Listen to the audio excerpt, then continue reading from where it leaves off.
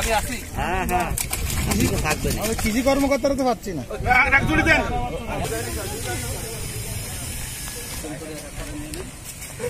হ্যাঁ, এই যে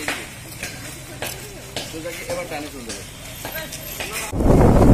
7 দিনব্যাপী কর্মসূচির আজকে উদ্বোধনী অনুষ্ঠানের প্রথমে আমরা একটা র্যালি করেছি এবং এই মাছের কোনো অমুক্তকরণ করলাম উপজেলা পরিষদ করে।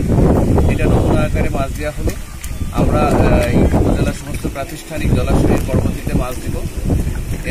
এই যে 7 দিনব্যাপী কর্মসূচির এই আজকে প্রথম দিন। এরপরে আমাদের আলোচনা অনুষ্ঠান হবে।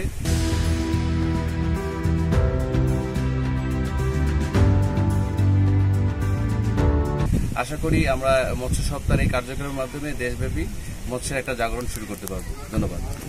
কৃষি এবং মৎস্য দুটিতেই অনেক এগিয়ে, তো বাংলাদেশের মৎস্যে অনেক অবদান রয়েছে বাগেরহাট জেলার তথা ফকিরহাটের। তো সেই অনুযায়ী অবশ্যই ফকিরহাটের মৎস্যের উন্নয়ন না হলে হয়তো দেশেরও একটা অবদান কমে যাবে। তো সেক্ষেত্রে যতই বাধাবিঘ্নতা আছে সেই অনুযায়ী আমরা কাজ করছি।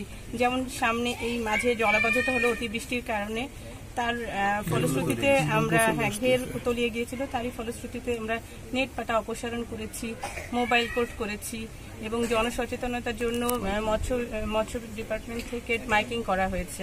এবং আমাদের কাছে যখনই যে অভিযোগ এসেছে তার প্রেক্ষিতে আমরা ব্যবস্থা নিচ্ছি এবং সরকার অবশ্যই এটা নিয়ে ব্যবস্থা নিচ্ছেন এবং সামনেও নেবেন।